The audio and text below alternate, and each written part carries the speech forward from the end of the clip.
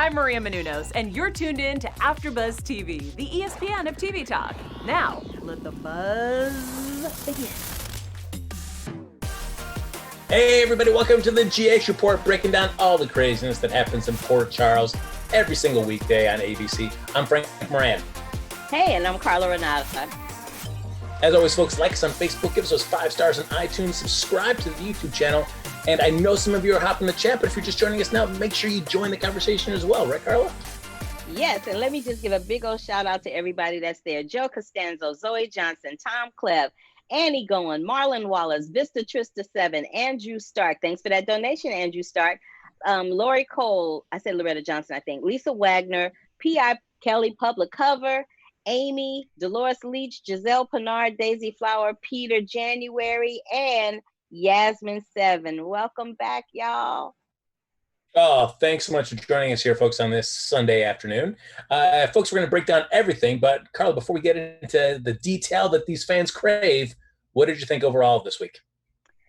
It was nice to see an episode that wasn't fully reliant on flashbacks. I kind of liked the way that they infiltrated the flashbacks this week. It helped to move the story along instead of taking us back, except for that one moment that I know you loved, Frank. I know you loved it. I know you love that J-Sam moment with that music. Baby, just you and me. I know you loved it. I know you did. That was a personal low light for the entire week. Oh, maybe the entire year so far. I couldn't wait. I saw that. I said, oh, I know Frank is somewhere cringing right now. I knew that you were. Oh, it's making my face hurt. I'm laughing at you so hard. That was so funny to me. I loved every second of that. But let me tell you that as soon as I saw that flashback happen, I was like, uh-oh, wait, no. Immediately got the remote. Boop, boop, boop, boop, boop, boop, boop, boop. See, I actually watched it in real time this week. No! So it was like, oh, so I was like, yes, yes, J-Sam, yes. But what was really funny was you forget when you watch it every day, year after year after year, you forget how young they were when all of this started. And when the camera went back on them, you're like, wow, they've aged really well. But you forget how they look like little babies. That first one where he catches, or the very first clip where he's with Sam, I'm like, wow, they look so young, and their little faces looked all fresh and baby face. It was cute. It was kind of cute. And then there was also the flashback thing that they did with Sonny and Mike, where he was, going back, looking through Mike's life. And he had that moment where he said something about memories are the best part of us. It's what makes us who we are. That was really beautiful. That what they're doing with that storyline, and I've said this a million times, I really love what they're doing with that storyline. They are taking their time with it. They're not rushing through it. They're not speeding, jumping time with it. And when they do jump time with it, it's not like a huge gap in time. It's not like, Mike went from being at Sonny's house to not wanting to eat and drink. You know what I mean? It was a gradual move up to that point. And it makes you think about, if there are people in the chat that still have their own parents, it makes you think about that mortality, that, being human means there's a mortality attached to it, and that, your mom and your dad, they don't live forever, nor do you. And it just makes you kind of sit back and think about that for a second, especially during the time that we're living in right now. So my mind went there. I know that's really dark and very prolific, but well, for me, it was, that is one thing that's great about the soap medium, is that when you do have those actors that are playing these characters for a long time, that those moments when you want to do flashbacks, it does really have an impact to really set up some emotional beats for story points you want to hit in the present day. As much as I can't stand those Jason things, it's always interesting to see them be able to have that, to kind of go like, yes, we've got all this great footage that we can use. Yeah. My favorite clip was them jumping off of that thing. Remember when they jumped off of that? Oh, come on. That was a great moment. Stop it. Oh, there's so many great moments. That's the only thing that's like kind of a bummer about the Sonny and Mike stuff, is that since Max Gale wasn't the original actor, that was Ron Hale on the first time around, you're missing some of that really early stuff that would have been great to see from the 90s of those two characters together. So I mean, better than nothing to see some of the stuff from like the Nurses Ball and stuff, but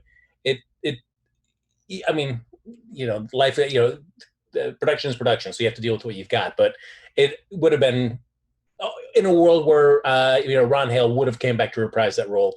Boy, the amount of footage that they would have had to really dive into that would have been great. Yeah, Peter January, I just want to share this. Peter January in the chat said, my friend's dad had Alzheimer's and he forgot to eat or even swallow. So it's good that they are raising awareness with the storyline and showing that the body also forgets, not just the mind. Absolutely. I think they're doing a great job with it. I really do. So sad. Yeah. So moving on to some other things. Oh, I just want to say when Mike does say to Sonny, "Is it over yet?" I'm just like, Mike's ready to go, guys. He's ready to go. Yeah, and when Brooklyn is like, "Don't you think he meant something?" Because she hears him say that, and she's like, "Don't you think he meant something else?" And Sonny's like, "No, like no, like what are you talking? I don't know what you're talking about." My heart breaks every time I see Maurice Bernard do those scenes, because I'm wondering, as an actor, where is he going in order to make himself very vulnerable and make that whole situation real for him? Because his parents are still here. You know what I mean? So I'm wondering where he's going to make that real for him. But whatever he's doing is working. But it wouldn't matter if it wasn't working or not. I'm a Maurice Bernard fan, as we all know. So it wouldn't matter. Did you enjoy that little Friday flashback? Did you enjoy the Friday flashback where we got to see inside part of Maurice Bernard's house? Yes, I love that. I was all about it. But what I was really all about, okay, while we on the subject of Maurice Bernard and Sonny, let's just talk about this for a second. So I noticed on Twitter, they did this little video homage to let you know that the house had been redecorated. I haven't heard them talk about that house being the living room being decorated. And maybe I missed that episode, but it was funny how one day it was looking literally one day it was looking like the old house, and then the next day it was looking like the new house. And I was like, and the new house is fierce, but I was just like, well, okay. Well, let's talk about that remodel for a hot second. Set aside, I mean, because I guess in the real world, it would take like, I'm going to guess like 6 to 8 months for an extensive remodel like that. So do you really want to see that in real time? Or, I mean, are those things that you want to just... No, I wouldn't want to see it in real time, but you're right. My god sister's having her kitchen remodeled, and it's taking forever because we're in the time that we're in right now. That's why I was looking at that like, okay, so we in shutdown. I guess they're not in shutdown at General Hospital just yet, but we in shutdown. So it's not going to take no one day to remodel a foyer and a whole living room. And I don't even know what they did upstairs, but at least it matched the kitchen. It was the old version of their house, the living room and the foyer. That version seemed more kid friendly. Like this new version feels like it's the kind of redo you make when all the kids have gone to college and you guys have the place to yourselves. Like now they've got Donna, they got Avery. That is not like a kid friendly living room down there at all. I never even thought about. See, that's the way somebody thinks that has kids. I didn't even think about that. What I wasn't having though is when you walk through that threshold and you just see a desk. Like Carly came through that threshold and it was like desk. I was like, wow, really? Okay. That's true. I mean, I guess the old version it was tucked out to the side, so you never noticed it looking straight on in. No, I'm like, oh y'all, come on. What else did they talk about? Somebody said they have very fast redecorators. They had like Jetson redecorators, like they are Bewitched redecorators. They came up in there and blinked their eyes and did a magic potion or something. It was a new house. But having said all of that, I do like the new version better. It's nice. But as much as we praise GH for treating Mike's declining health in a more realistic, time accurate way, shouldn't house remodelings also deserve that same treatment as well? Don't we as fans deserve to see these fellow soap characters going through 8 months of hell as permits are coming through and You know, I'm just gonna throw that out there that they did it for safety reasons. Just saying. Well, speaking of children, Carla, I mean, I thought one of the interesting story beats this week was Valentine's conversation with Charlotte and realizing what his actions have done to the way his child sees the world. Oh my God, the look on his face when he realized that his actions are what are causing her to act out and not in a good way was priceless. And I love that the director, who was a woman, by the way, I love that she let that camera just sit on his face that whole time that he was having that realization. Like Charlotte was talking, but we were looking at Valentine's face. I loved that. And what I'm afraid of is how they're making they're making Charlotte into like a mini Heather Weber. Like, can we just not have her be like Heather Weber in a little girl form? I don't want her to be that. You know what I mean? But what I do love is that because remember we had that discussion a long time ago as to whether or not we thought she saw Valentine push Ava or not, and we really weren't quite sure because of the way they shot it and the way she reacted to it. So now we found out that she really did see it. And she was like, that's why she put the snake in Ava's purse. But I love how she tried to lie her way out of that. Like she thought she had daddy wrapped around her finger. And he was like, look, don't lie to me. He point blank said, don't lie to me. And then she went it. And then she just kind of just let her guard down and was like, she's the reason you and mama aren't together. She's the reason y'all didn't get married. Like she blames Ava and anybody else that is not Nina for them not getting married. But she only blames Nina to a point because she loves Nina. So even with Nina, she finds a way to forgive. And that speaks volumes. But I feel sorry for her as a little kid. Can you imagine having a parent like that's what your role model is going to be? That's why it's so important that he realized it and he went to Laura and was like, I need you to take care of her. So when he left, is he like, do we think he's gone for good? Is he not coming back? No, I think he's still around. I just think that because he's still trying to pursue something with Nina. So I don't think he's off the show or off the canvas. I think he's just walking away from it for right now. What I did like though, what I thought was interesting was that his first instinct to Charlotte when she does say that and tells him what she saw is to lie to her. It's like, oh no, that's not what you saw. And I did like that Charlotte said just shut that down, and we don't have Valentine trying to lie his way out of it. Yeah. Where with Nina, he would keep lying, and at least with Charlotte, after she said no, that's not what I saw it, he stopped trying to lie and dealt with the issue at hand. Because she saw it. See, with Nina, he could lie his way out of it because Nina never saw what he did, right? Yeah. So Nina couldn't disprove anything that he was lying about. All she could do was take his word for it, and she chose to take his word for it because she was in love with him, which most people do when they love somebody. They can lie to you until the cows come home, but because you love them, you're like, okay, I'll believe you. But in your gut is never wrong. And your gut and your that sixth sense will tell you that something is not quite right. And whenever you have that feeling that something is not quite right, it usually isn't. It's not like you can wish it away. It's not like that feeling is going to go away because you want it to. If something is not quite right or somebody is not quite right, then and your gut is telling you that, you need to pay attention. You really need to pay attention. And his gut was telling him that she saw him. So there was no way he could lie his way out of this because she saw it with her own two eyes. He saw her standing there. So it's not like she said she saw it and he didn't see her see it. He saw her standing there. So yeah. On the flip side, we've got Lulu and Laura talking, and man, Lulu, man, I just find her more and more unsympathetic as time goes on. It's just so frustrating.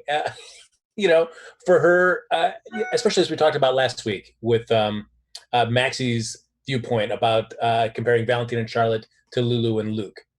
Which I thought was really a great vantage point for that relationship. That Lulu has no awareness of that I feel like she needs to be called out on that. But also that she's so adamant about like keeping Valentine away from Charlotte. not realizing how important, for whatever bad Valentine has done to many people, his love for Charlotte is a pure thing. It's unmatched. Yeah. Yeah. That's the one good thing you can say about him, that regardless of what goes down, he really does have Charlotte's best interest at heart. And I like that Charlotte called out Lulu. It's like, I know as soon as I leave the room, you start trash talking Dad. You start trash, and I hear it. I know you, so stop lying. Yep. That was that was kind of everything too, because it's like, ooh. Yeah. All right. And again, Lulu, first thing she does is like, oh, no, it's not like that. And Charlotte's just shutting that down. Like, no, see, you're doing it right now. Stop it. I can't. But what I really want to get into is the Nell and Nina situation. They keep showing that locket. Like, when is Nell gonna figure out that Nina's her mom? When is she gonna figure that? I need for that to happen. I really need for that to happen, because I really need to see how that's gonna impact this whole custody situation between Nell and Michael. And speaking of the custody situation, I gotta tell you, I've never been a big fan of Willow and Chase ever. And they were just starting to grow on me when this little scheme that they cooked up was hatched. But I have to say that the brother that's playing Chase, he did his thing with that scene. That scene that he had with Michael, and Michael pushed him before he left. I was like, I thought Michael was going to deck him. I'm kind of glad that Michael didn't deck him and that he just pushed him, because I felt like Michael wouldn't deck Chase. Michael, that would be as much physical exertion that he would throw toward Chase's direction as pushing him, because just like he still has, just like he knows Sonny does what he does and Jason does what he does, I feel like deep down inside, Michael knows that Chase didn't really cheat on Willow. I feel like he really does know that, and that's why he didn't push him. I might be stretching the truth there. I might be, but that's what I'm feeling like, because I felt like he just didn't accept it. But I do feel like there was that moment where Sasha and Chase was talking about, how they felt about what they were doing. And when Sasha said, 3 years from now, Willow's going to be madly in love with Michael, and that's going to be it. And so I'm wondering if, this is going to set up Sasha to finally leave Port Charles. I mean, I would hope not. The fact that they're getting Sasha at least involved in deception to give her something else to work on as well. So I'm hoping that means people around. I mean, but I could also see it going the other way too, that Sasha could just like, yeah, I don't need to do deception work here in Port Charles. I can be in Connecticut. I can be elsewhere and do the same work. So, I mean, it could be, I'd hate to see her go. I've enjoyed having her on the show. Me too. I really like her. I don't know. I still have a tough time like that they thought that this was really going to convince these two. Like, oh yeah, guys, yep, it's been going on for a little while. We've been making out. Willow was all about it. But then there was that moment. But then there was this too. There was that realization moment in Charlie's when Willow and Michael were talking, where they realized that neither Chase nor Sasha wanted to be a parent. And I was like, ooh, I forgot. That was good on GH Writer's part, because I had forgotten about that. I had forgotten about those moments where they individually said to their respective partners at some point in time that, I'm not ready, but if that's what you want, then that's what I'll do. And I remember that awkwardness that happened between Willow and Chase when she had that pregnancy scare. He was not having it. He was not happy about being a papa. He was not having that at all. So when she found out that she wasn't, he was so relieved. I was like, wow. And I'm like, this is going to be a game. And I remember thinking in that moment, this is going to be a game changer for both of them. The fact that he reacted the way that he did, like, she's never going to forget that. It's going to be lurking in the background somewhere. And sure enough, it was. But still, I mean, not everybody reacts like you see more often in home pregnancy test commercials. We're like, oh, I'm pregnant. And the guy's like, yeah. You did not say like in home pregnancy test commercials. Right. Well, no, I mean, because that would be a commercial. But, I don't know. I guess I guess some people are ecstatic when they find out that they're about to be a family. Some people react adversely, not because they don't want a child, but because it's scary. It's scary that you're going to have this whole fully formed human being that you are now responsible for. You have to feed them, you have to clothe them, you have to teach them right from wrong. You pray and you hope that no one hurts them or harms them, that when they, get older and they have to go out into the world, that they're able to do it with little to no incident. That's a lot of stress and strife and responsibility for one human being. And I'm not a parent, but I am somebody's daughter. And I watched how my mother would, you know, freak out about me. And I wasn't in the same. And imagine being a parent and then your kid isn't even in the same state with you. So it's not like you can hop in your car and drive over and help them out. They're a plane ride away. So I mean, I get why he had the reaction that he did. So no, not every reaction is like a commercial. You're absolutely right. Boy, if only one thing we can ask the viewers of the GH Report to take away today. Wow. It would be that. All right. So, I mean, what do you think happens with the storyline? I mean, I guess it plays up that Michael and Willow are going to get married.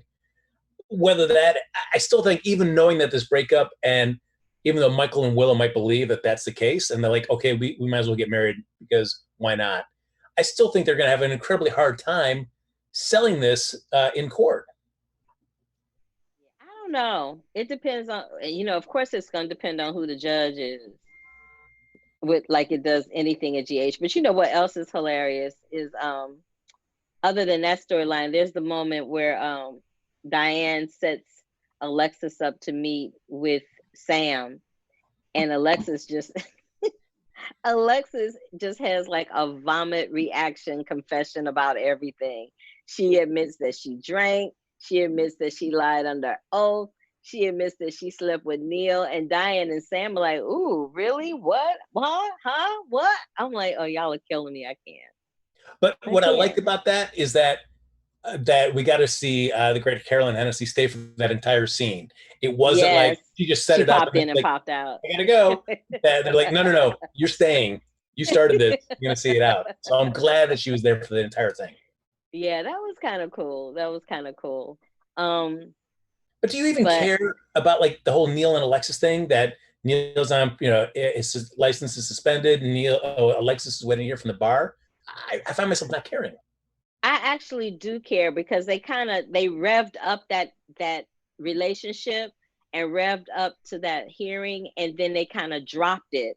And it's like a lot of storylines that happened when the stay-at-home order happened. A lot of storylines got dropped or pushed to the side because they didn't know how to deal with it. Because remember when we saw Neil had like all this facial hair. I was like, this must have been at least a good week or two in of the stay-at-home order, because homeboy was like, he was giving you Billy Goat Gruff. I was like, what's happening? Look at that guy. Yeah, you ain't giving you're not giving Billy Goat Gruff. At least yours has some type of a semblance to it. My man on General Hospital was giving you Billy Goat Gruff. It was black. It was patchy black and gray. It was like some parts was out to here, some parts was here. Like it was a lot going on. Well, his practice has been suspended, Carla. He doesn't have the mental bandwidth to focus on grooming his face. Look, all I'm saying is he was looking like Billy Goat Gruff. That's all I'm saying. But as far as caring about the storyline, I cared about the storyline. I wanted to see how it was going to play out. I also want to see how it's going to play out with Cyrus and Julian, because Cyrus is in Charlie's when he gets the phone call from Jason saying that the meeting is off because obviously Sonny is with Mike. Jason can't tell him that because then he'll use that weakness to get back at Sonny, right?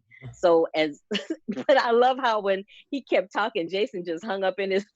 Yeah, it's just right. Like click click. I was like, oh, and then Carly was like, you can't just be doing that. You can't just make decisions like that. And Jason full on was like, well, he wouldn't stop talking. Like his realization for that is that, well, he just wouldn't stop talking. I found the thing that frustrated me about that scene was when they brought out Donna, and then they used that as a prop to talk about each other. I love that Donna. though. It was cute.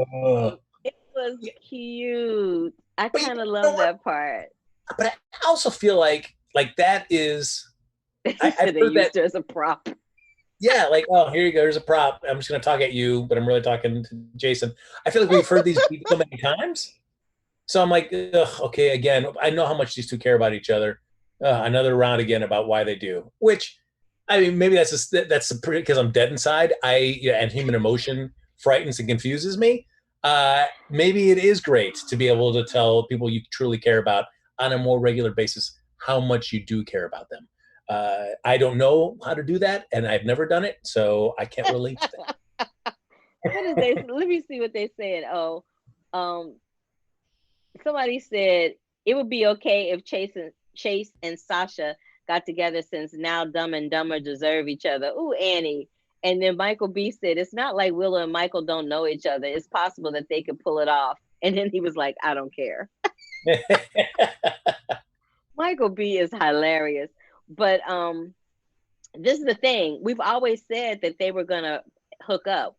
I think you and I have always said that at some point, Willow and Michael were going to hook up because they had that connection when they were going to those grief counseling sessions. So we've always said since day one, they always had chemistry, right? Yeah. Since day one. So I'm really not surprised that they got there.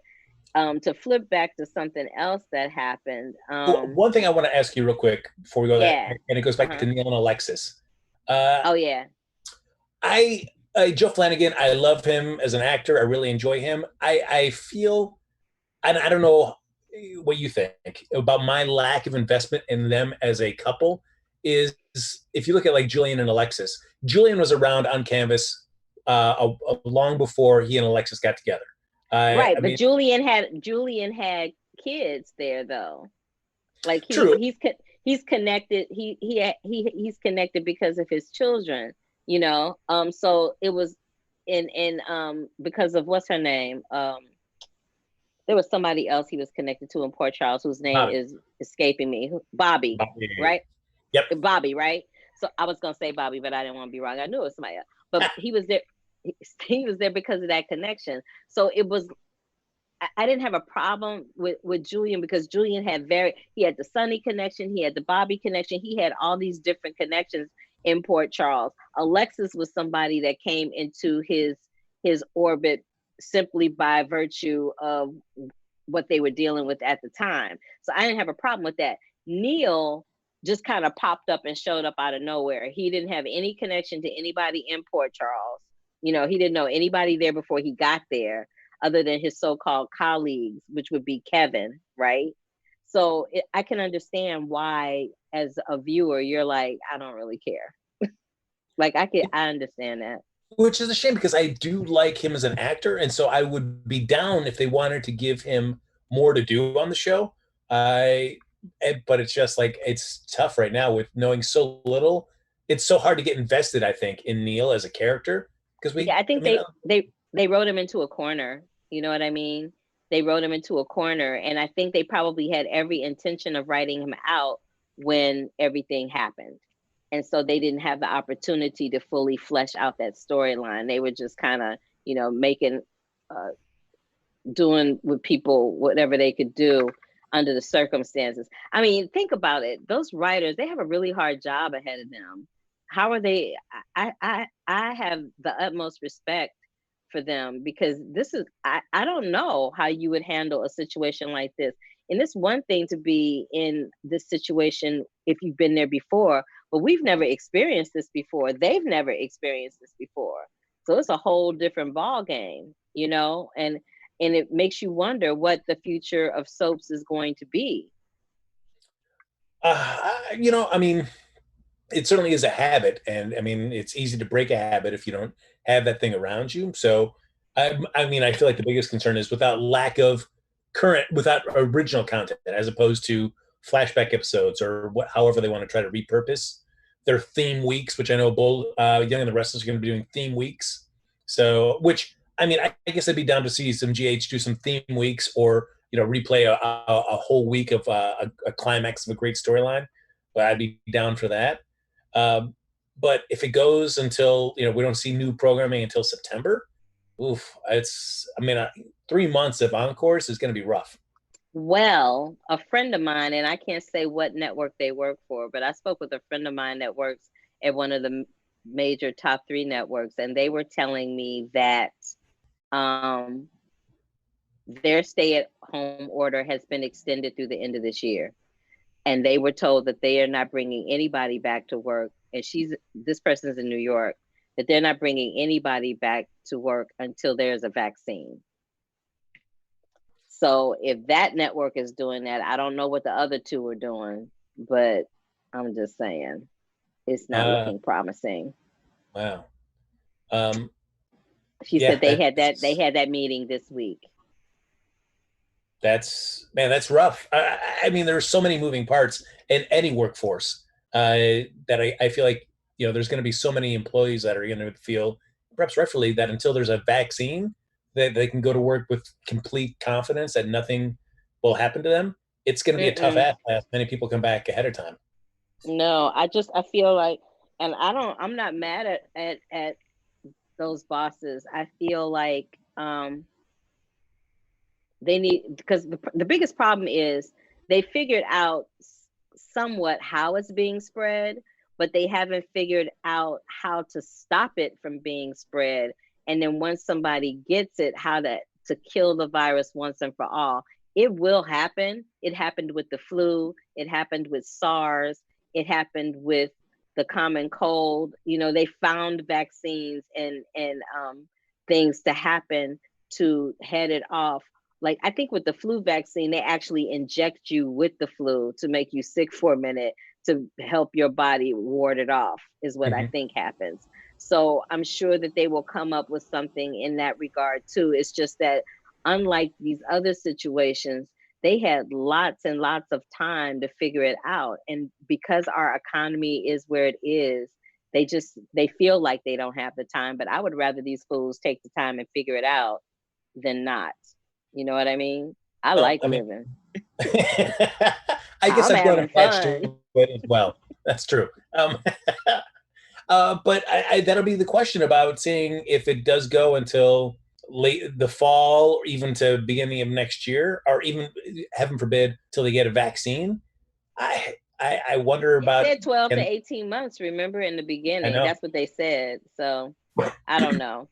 But back to General Hospital. Yeah, but back to General Hospital. I mean, do you want to just see, like a theme week going around the Ice Princess and seeing some of the climactic storyline of that? Yeah, I mean, I think what they should do is they should poll the viewers and the fans about what favorite storylines we would like to see, and then that should dictate what their programming is going to be. Because in that way, they're not just haphazardly throwing stuff up, and then the fans are like, "Ugh, why are you showing that?" Like we did with the flashbacks, because you've seen that they've kind of curbed that flashback situation based upon what fans were saying. No, I mean, that's true. Speaking of flashbacks, though, can we just talk about a second how lackluster the Flashback Friday selections have been? Oh man, just shade, but I don't even. I kind of tune in for a second to the Flashback Friday selections, and then I don't, and then it's hard for me to catch it afterwards, because what happens here in Southern California is at 2:00 is when it comes on here in LA. Sometimes I tune on at 2:00 and I can catch it and play it all the way through. And sometimes I can't, because they decide they want to talk for 3 and 4 hours about the coronavirus. So I'm just like, oh, that is exhausting.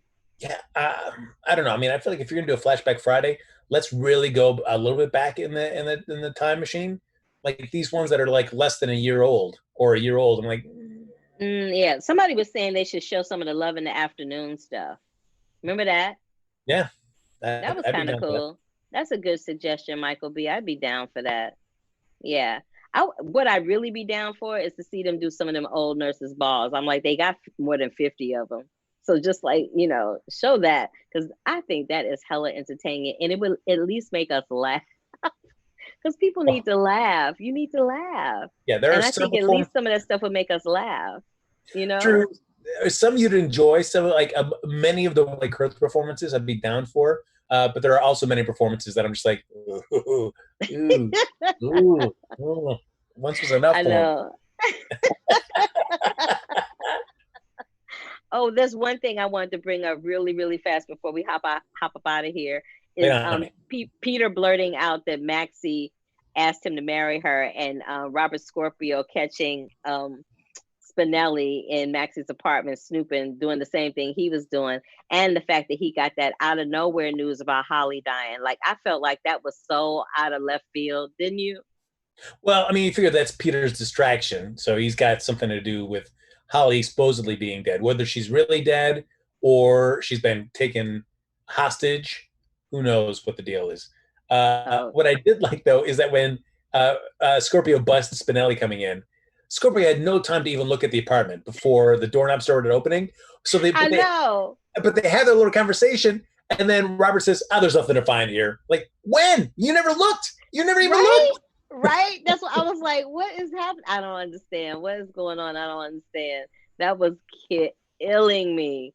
I said, I don't understand what's happening right now. Because you know what they would have found in there, Carla? You know what they would have found? And I posted this on Twitter, that they would have found the Colonel's secret recipe tucked away. So that's how you know they didn't do a big look around it and anything. Stop it with you and the Colonel's secret recipe. I cannot. It is there. It exists in that apartment. So I really wanted this. I want to see Spinelli and Scorpio find that going, holy cow, what do we do? You so much right now. You are terrible. Oh my God. What do you see happening for next week though? Well, before I say that, I will say I did find the Anna's reaction to the Peter blurting out that he's gonna thinking about marrying Maxie. Like, Anna, why are you so? Would you? I'm like, oh, come on, please. Yeah, that was a little overkill. I agree with you on that. I was like, okay, y'all are killing me right now. Please give me the smart and capable and confident Anna Devane that where did she go? I missed her. I really have missed her. She's on vacation. Oh. She took a sabbatical. I mean, I feel like we only have maybe 2 weeks left of original content. So I'll be curious to see if we get to the actual the trial for the child custody before things go down. I don't think we're going to get to it. I hope we do. But that's the frustrating thing. Even if we do, we're not really going to get to see how it plays out, right? I mean, I guess if you knew you didn't have any more original content and it's going to be a few months, do you end it on a cliffhanger for the reveal and just like, all right, you're going to have to come back? They would have to. They would have to. Like, what else are they going to do? Like, even if you'd shot an extra day where it had the reveal, do you hold on to that reveal episode? Yeah. Because you got to. That's what I'm saying. Yeah. You have to. Because if this is the thing, if they do the reveal and we know how it's going to play out, then we don't even know what other storylines are being set up for us to watch, right? So if they hold on to that reveal, at least that keeps us going, well, when are we going to find out? When are we going to find out? That's what I say. Yeah. That's my story, and I'm sticking to it. I love it, Carla Renata. Folks, we may as well call this the time of death of this episode of the JH Report, 6:55 on a Sunday night. Thanks for joining us. So, as always, like us on Facebook, give us those 5 stars on iTunes, subscribe to the YouTube channel. Thank you, everybody, for hopping in the chat. But if you want to stay in touch with Carla or myself, Carla, where can I find you? You guys, you can find me across all social media platforms at The Curvy Critic. You can find me right before the GH Report over at Black Hollywood Live with my own show, the Carla Renata Report. The Curvy Critic with Carla. The Curvy Critic with Carla Renata, where I do film reviews. You can find all of my written reviews at thecurvyfilmcritic.com. And I'll be back over to KTTV Fox 11 as soon as everything is going back to normal. That's awesome. Please do start a show called the Carla Renata Report. Oh no, hell no. Be great. Oh, and I almost forgot Insecure. I'll be here tomorrow for the Insecure after show at 2:00. So come back to AfterBuzz at 2:00 tomorrow. Okay, it could be that hard-hitting Carla Renata investigative journalism. That could be the Carla Renata report. Just getting out there, telling folks what's really going on. Hell to the no. Where can they find you, my brother? Follow me on Twitter and Instagram at HappyGoJackie. I'm going to work after we're done on making Carla do the Carla Renata report. You know, what's really in your children's hot dogs? Find out on the next Carla Renata report. Stop, you making my face hurt. I hate you so much right now. Oh my God. Folks, that's going to do it for this episode of the JH Report. We'll be back here next Sunday night with an all-new episode right here on AfterBuzz TV. Bye, y'all. Our founder, Kevin Undergaro, and me, Maria Menounos, would like to thank you for tuning in to AfterBuzz TV. Remember, we're not just the first, we're the biggest in the world, and we're the only destination for all your favorite TV shows. Whatever you crave, we've got it. So go to AfterBuzzTV.com and check out our lineup. Buzz you later. The views expressed herein are those of the hosts only and do not necessarily reflect the views of AfterBuzz TV or its owners or principals.